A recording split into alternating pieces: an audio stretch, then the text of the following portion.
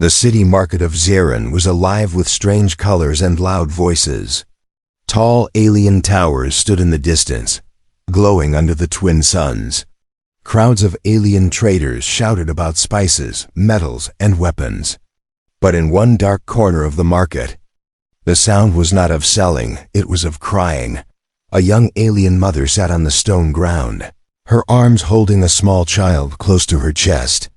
The child's skin had turned pale, his breaths weak and shallow.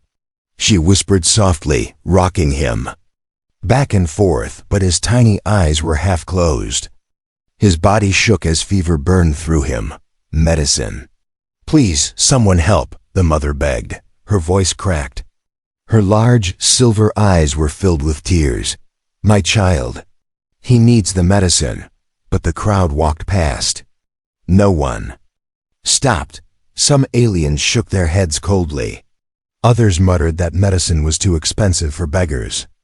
A few even looked disgusted, as if her weakness was shameful. The mother held out her thin hand, shaking, but no one dropped a coin. The child coughed weakly.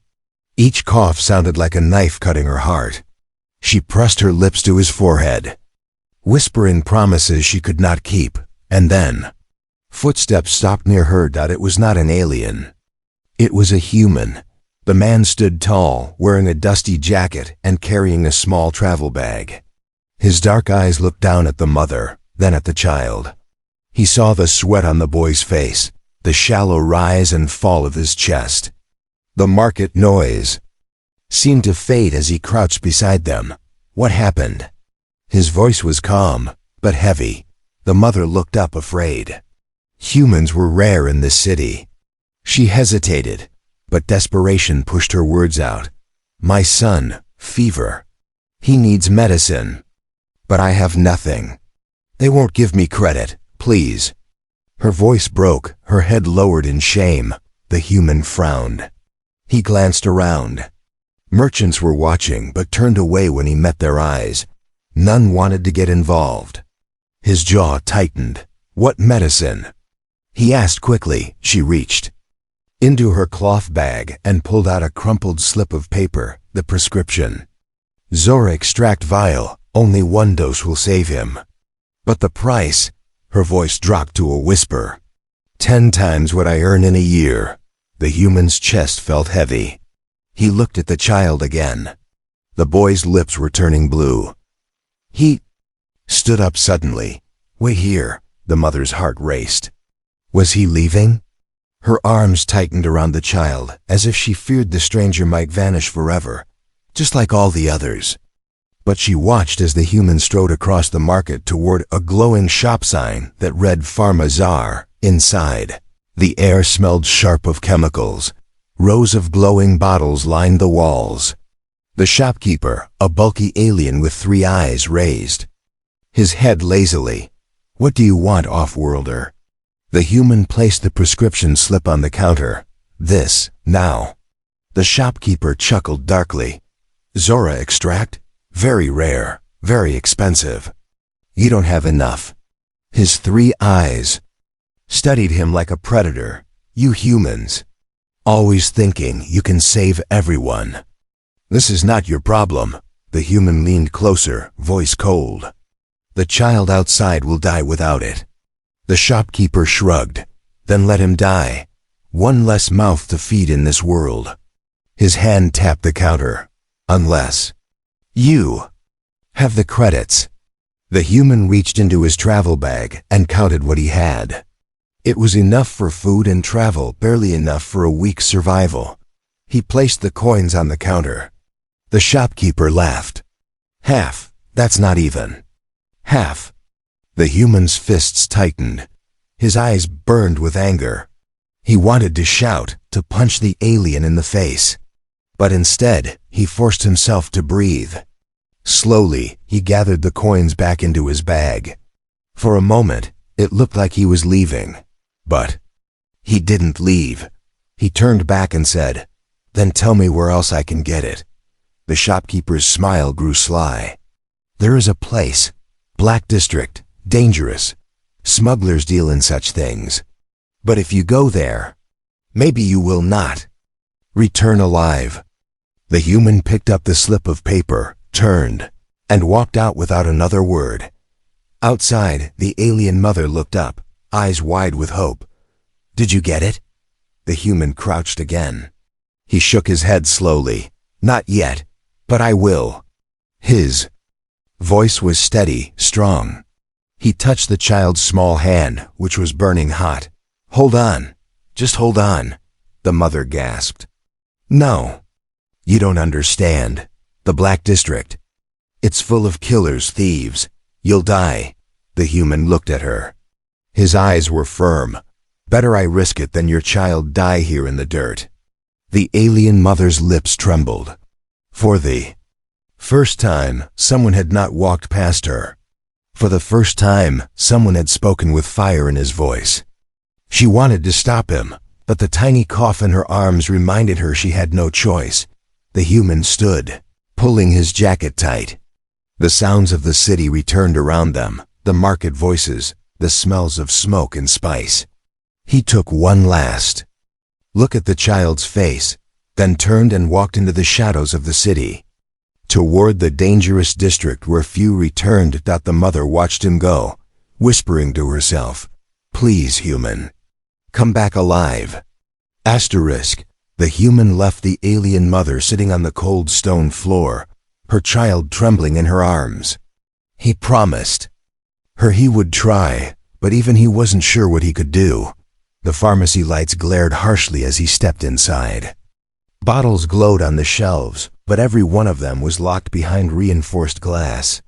The air was thick with the smell of chemicals and greed. The shopkeeper, a fat alien with dull eyes, barely looked up. What do you want, outsider?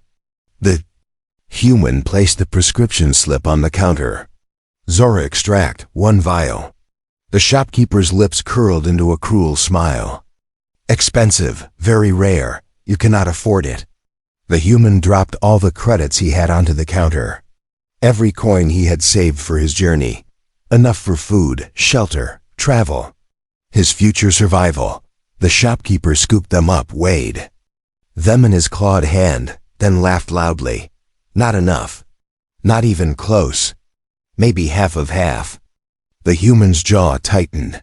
There must be another way. The shopkeeper leaned forward, lowering his voice. Another way exists. But not for you. Go back to your own kind. For a moment, the human almost turned away. He could walk out. Now keep his money, his strength. He owed nothing to the alien mother, to her child. No one else cared, why should he? But then he remembered the boy's face, the way his chest rose so faintly. The mother's whispered plea, Please, someone help. The human closed his fist around the coins and took them back. His voice was low, but firm. Then tell me where. The shopkeeper's smile grew sly.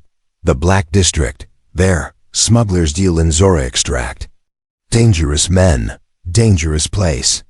Go, if you value death more than life. The human shoved the slip into his pocket.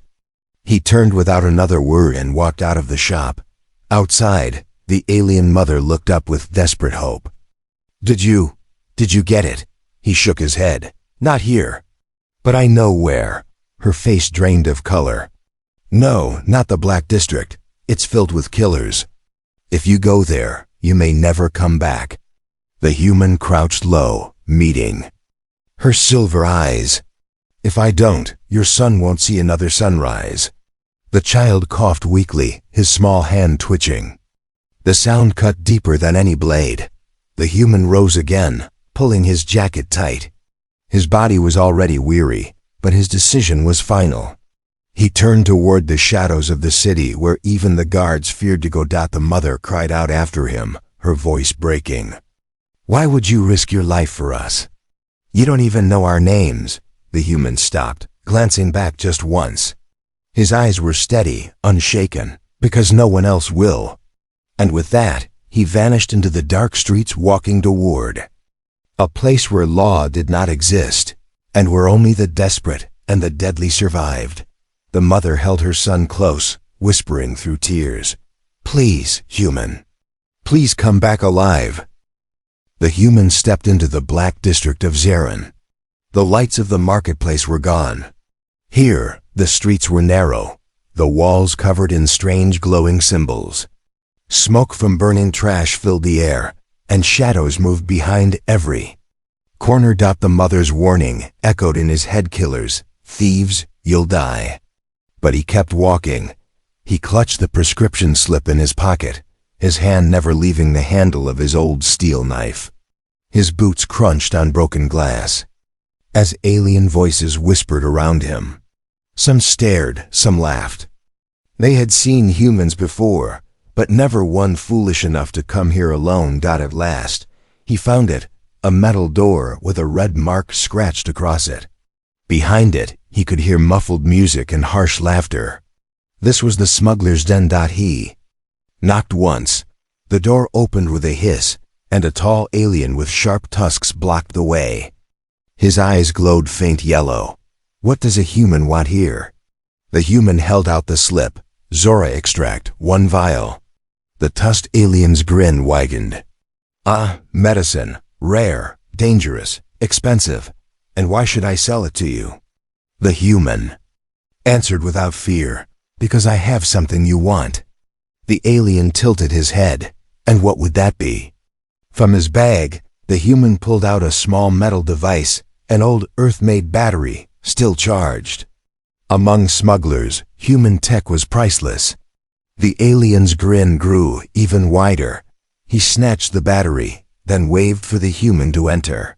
Inside, the den was dark, filled with smoke and glowing eyes. Smugglers sat at broken tables, playing cards with blades in their hands.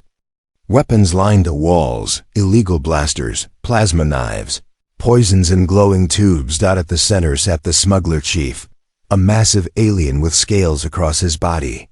His voice rumbled like thunder. A human in my hall? Either brave or stupid.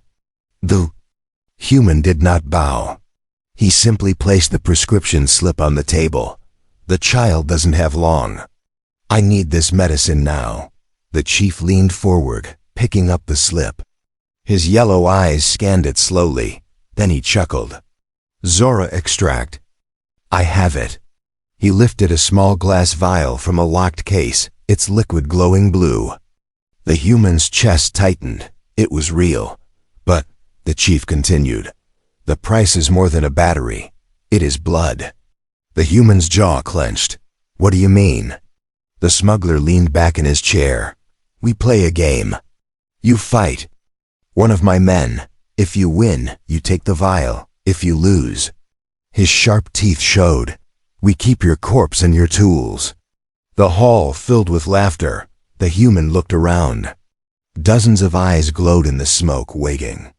The tusked alien cracked his knuckles. Stepping forward eagerly, the chief tossed the glowing vial into the air and caught it again, as if it were nothing. So human, do we have a deal? For a moment, the human stayed silent. He thought of the mother's desperate eyes. He thought of the boy's fading breath. He thought of how everyone else had walked past. Finally he nodded. His voice was steel. I'll fight. The smugglers roared with excitement, slamming their fists on the tables. Weapons rattled against the walls. The tusked alien rolled his shoulders. Towering over the human, the chief placed the vial on the table, the blue light glowing in the smoke. Then let's see if a human's blood is worth the price of medicine. The human dropped his bag to the ground, pulled his knife free, and stepped into the circle scratched into the floor. The crowd closed in, hungry for blood. The tusked alien lunged forward, claws outstretched. The fight for the child's life had begun. The Black District was behind him now. The air still carried smoke and blood, but in his hand was the prize, the small glass vial of Zora extract. Its blue glow pulsed softly, like the heartbeat of hope itself. The human's body hurt with every step.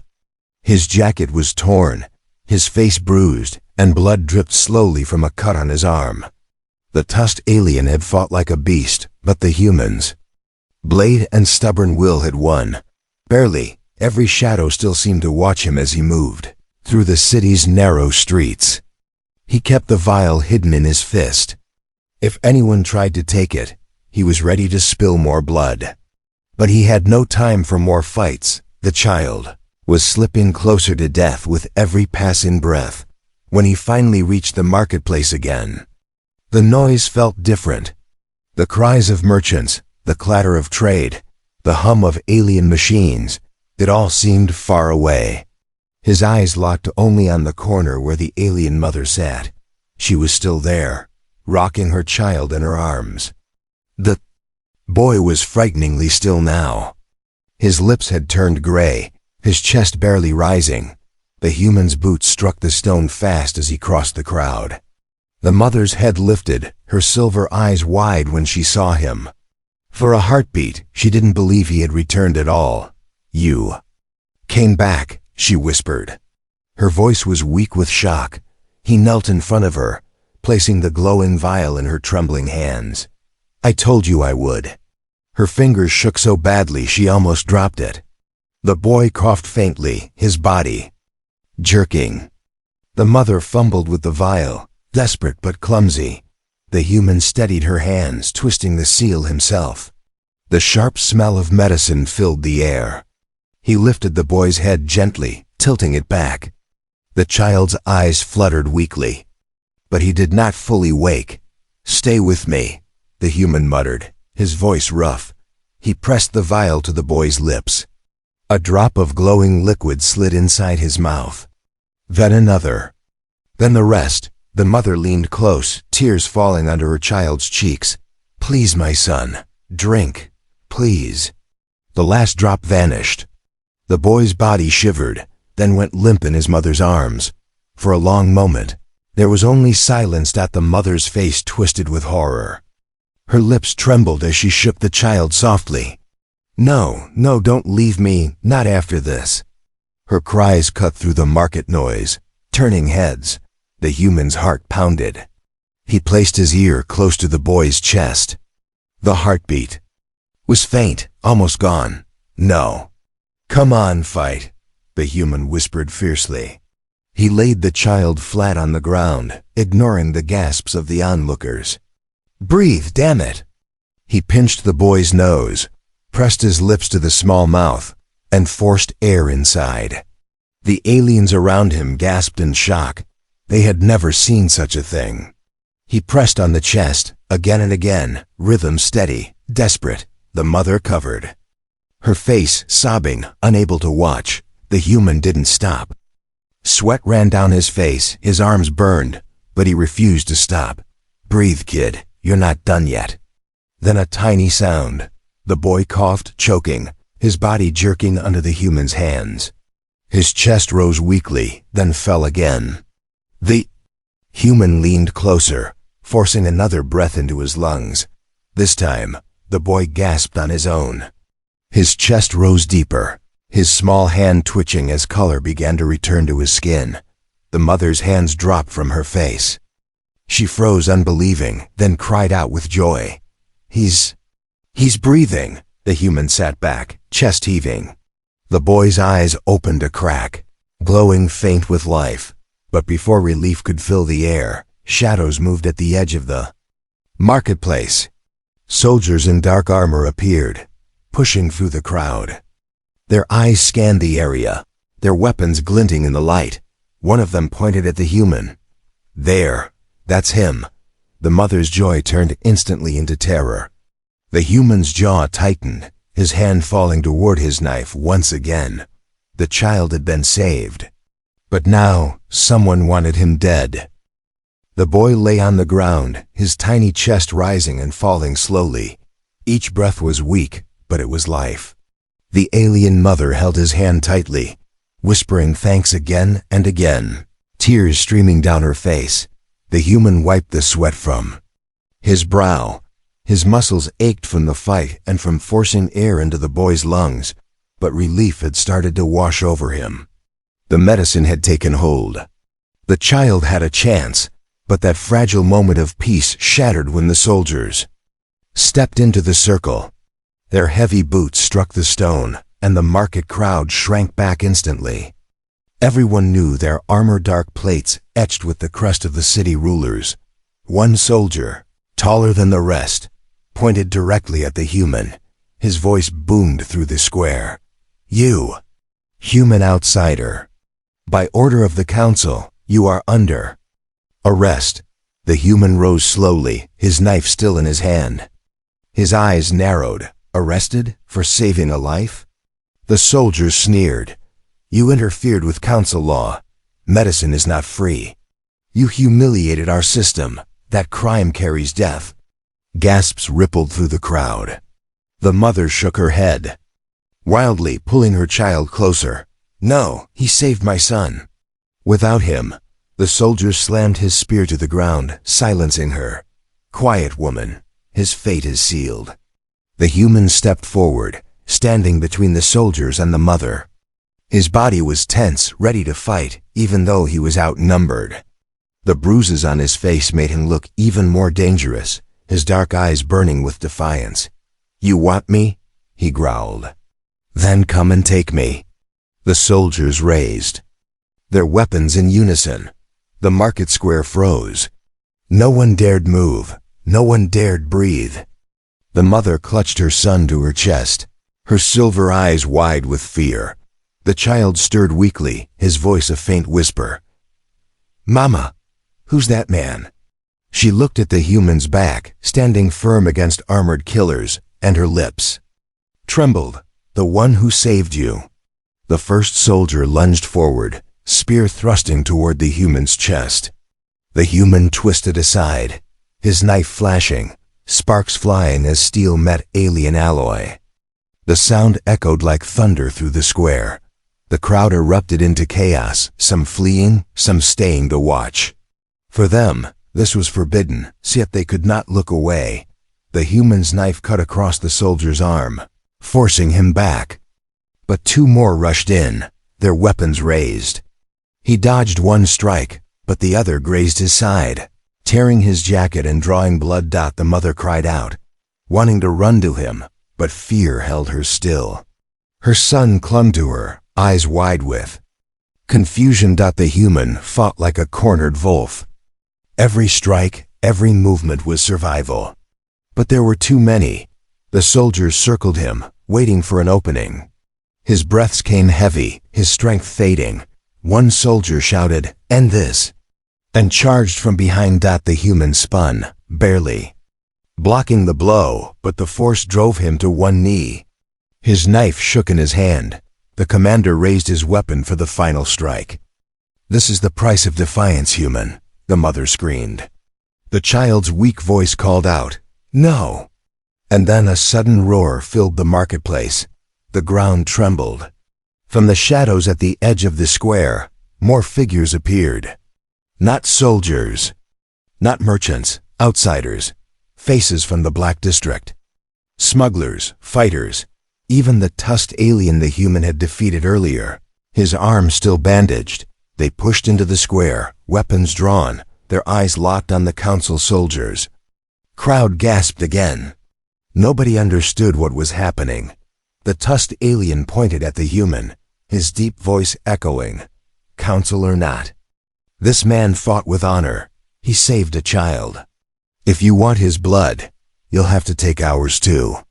The market froze.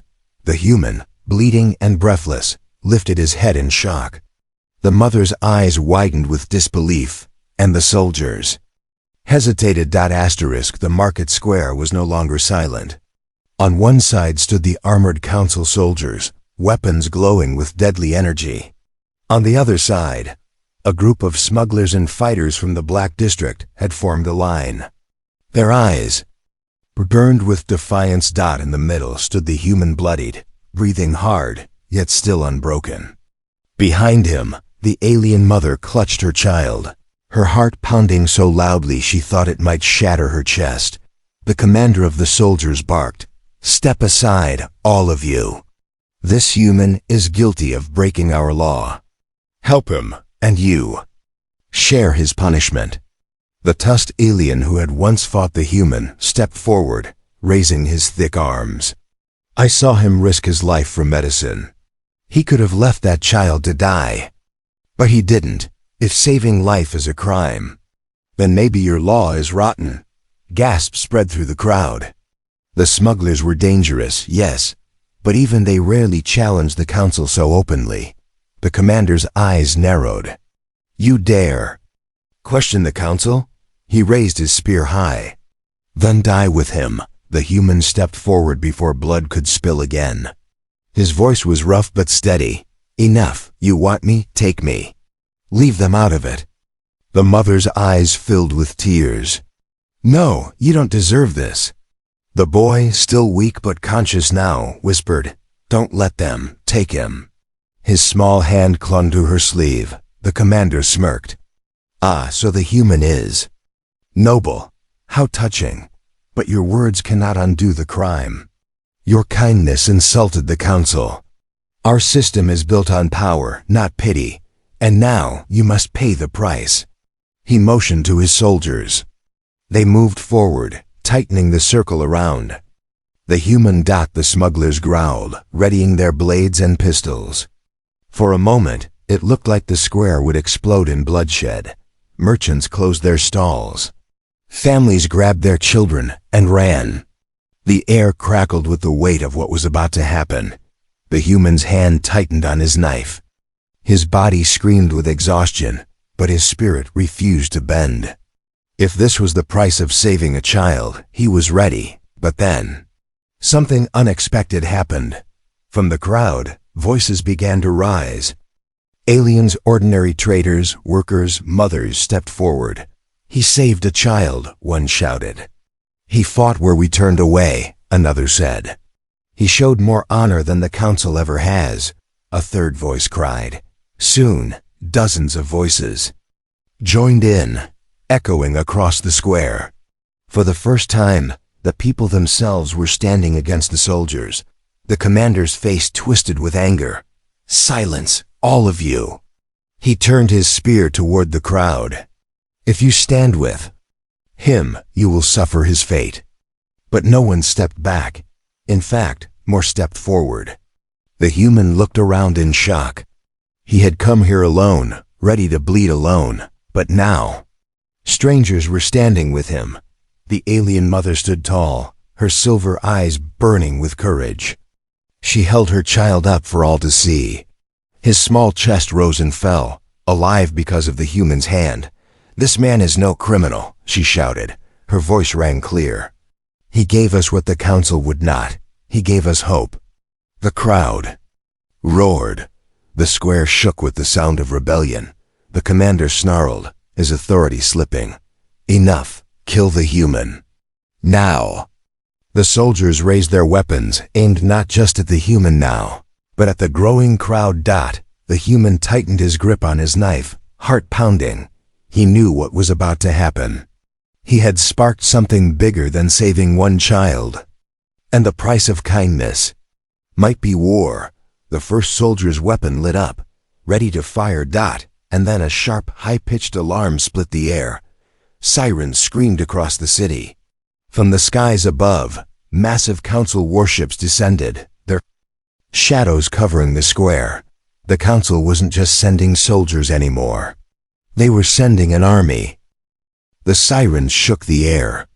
Above the city, enormous warships hovered like dark clouds, their shadows swallowing the market square. The people gasped, their courage trembling under the weight of such power. Soldiers in the square straightened, their confidence returning. With warships above them, they felt untouchable. The commander raised his arm and shouted, "This is the end. No human, no beggar, no smuggler can stand against the council." The human stood in the middle of the square, knife in hand, blood still dripping from his side. He looked up at the ships, then at the frightened crowd. For a moment, silence filled his chest. He thought of the mother's desperate eyes, the boy's weak breaths, and the voices of strangers who had chosen to stand beside him. He knew what he had to do. He turned to the mother. His voice was calm, steady. "Take your son. When the fighting starts, run. Don't look back." Her silver eyes widened with fear. "No, you can't. You'll die if you stay." The boy whispered weakly, "Don't leave us." The human knelt beside him, placing a hand gently on the child's chest. "I didn't come here to save myself. I came here to save you. Remember that. Live for it." He stood again, his shoulders squared, his knife glinting in the fading light. Around him, smugglers, workers, and mothers still stood in defiance. Their fear was real, but so was their fire. The commander sneered. "Last words, human?" The human's voice cut through the air. "Yes, you fear kindness, you fear hope. But today, the people have seen it, and no worship can erase that." The crowd roared in answer. Their voices echoed louder than the sirens. Shaking the square with raw defiance, the council soldiers moved to attack. The warships began to charge their cannons, glowing like suns ready to burn. But before the first strike could fall, the people surged forward. Stones, tools, and stolen weapons flew through the air. The smugglers fired their pistols. Mothers shielded their children, yet still shouted in rage. For the first time, the council's power was challenged not by an army, but by ordinary lives refusing to bow. The human fought at the front, blade flashing, his body moving with a strength born not of survival but of purpose. Every cut, every block, every drop of his blood screamed the same truth. Life matters, even the smallest. 1. The alien mother ran through the chaos, clutching her son to her chest. Behind her, smoke and fire filled the square, but the boy's eyes stayed locked on the human. He would never forget the figure standing tall against death itself. When the dust finally settled, the warships had pulled back. The council had lost. More than a fight, they had lost the hearts of their own people. The story of that day spread far beyond Zarin. Whispers turned to legends. The tale of a lone human who risked everything for one alien child became a fire that burned in every city, every world where cruelty reigned. And though the human himself was never seen again, his legacy lived in the boy who survived. Years later, that boy stood before a crowd, strong and tall, his silver eyes burning with the same fire. "He saved me when all of you turned away," he told them. "A stranger, a human, gave me life." His kindness was stronger than fear, stronger than the council. And if he could do it alone, imagine what we can do together. The crowd erupted in cheers. The rebellion had found its voice, and somewhere, across the stars, it felt as if the human spirit still watched, smiling,